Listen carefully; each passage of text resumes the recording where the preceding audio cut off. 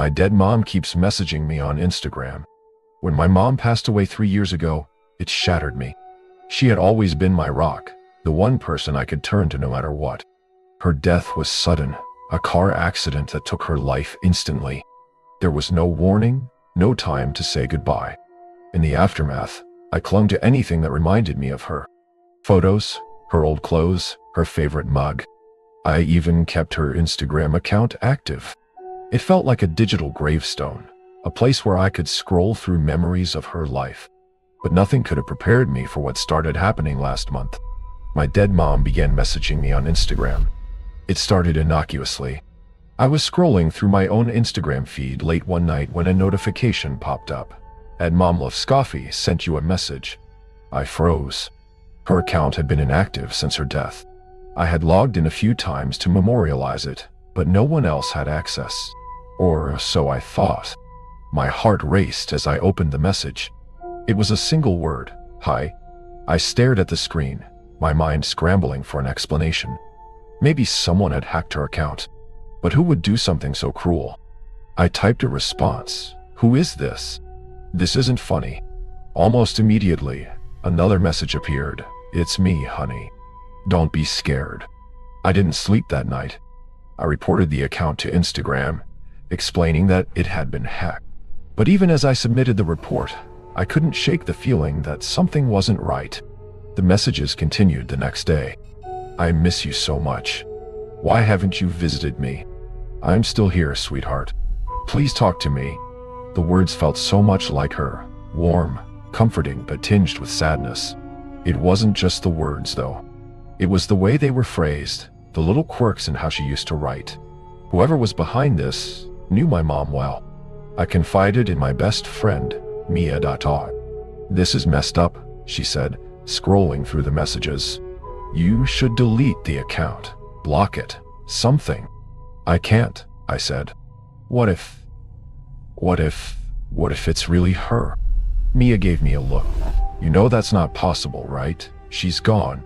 I nodded, but I wasn't convinced. That night I messaged the account again. "If this is really you, prove it." The response came instantly. "Check the drawer in my nightstand."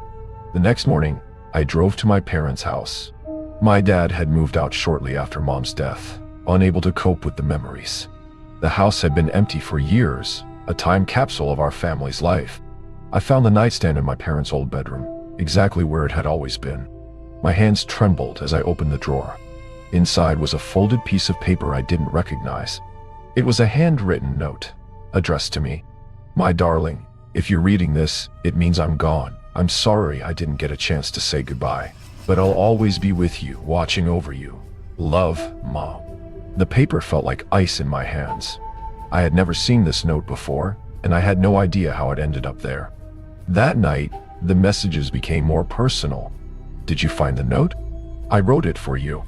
I told you I'd always be here, didn't I? You've grown so much. I'm so proud of you." I wanted to believe it was her. I really did. But part of me knew something was off. I typed a question I had never dared to ask out loud. "Why did you leave me?"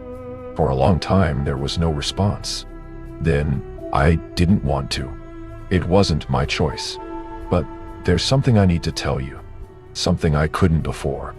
The messages took a darker turn after that. "I'm not alone here. There are others. They don't want me to talk to you. You're in danger, sweetheart." I stared at my phone, my chest tightening. What did that mean? Who were the others? I tried to call the account's bluff. "If this is really you, tell me something only you would know." This time, the response didn't come immediately. Minutes ticked by, and I began to feel foolish for even entertaining the idea. Then my phone vibrated. "The stuffed rabbit you hid under your bed when you were 8. You named it Mr. Floppy Cut. You thought I didn't know, but I found it while cleaning." My breath caught in my throat. No one knew about that. I became obsessed with the messages. Every night, I waited for them, unable to focus on anything else. It felt like I was talking to her again, like I had been given a second chance. But the warnings grew more urgent. "Don't go into the basement. Whatever you hear, don't open the door. They're watching you now. I had no idea what she meant. My apartment didn't even have a basement. But her words filled me with a creeping dread I couldn't shake. Then, one night, I heard it. It was past midnight when the sound woke me, a faint scratching at my front door. I froze, listening as the noise grew louder. It wasn't the sound of an animal or the wind. It was deliberate, like fingernails scraping against wood. My phone buzzed on the nightstand. "Don't open it." I stared at the message, my heart pounding. The scratching stopped. The next morning I found long, jagged marks carved into my door. I showed the photos to Mia, but she brushed it off. "It's probably just some weirdo messing with you. You live in a city, it happens." But I wasn't so sure. The messages became more frantic after that. "They're getting closer. Please, you have to leave. I'm trying to protect you, but I don't know how much longer I can." I felt like I was unraveling. Was this really my mom? Or was it something else, something pretending to be her? The final message came a week later. "I'm sorry. I tried to warn you. They're here." The lights in my apartment flickered. I grabbed my phone, shaking as I typed, "Who's here? What's happening?" The response was immediate: "Run." I didn't make it far. As I reached for the front door, a shadow moved across the room. It wasn't human, tall and thin, with limbs that stretched unnaturally. Its face was featureless, a void where eyes and a mouth should have been. I backed away, my breath caught in my throat. My phone buzzed in my hand, one last message appearing on the screen. "I love you." "I'm sorry." The shadow lunged. I woke up hours later, sprawled on the floor of my apartment. The shadow was gone, but the air felt heavy, suffocating. The messages stopped after that. I deleted the account, unable to bear the thought of seeing her name again. But sometimes, late at night, I still hear the scratching at my door. And I wonder if she's still out there, trying to protect me from whatever I let in.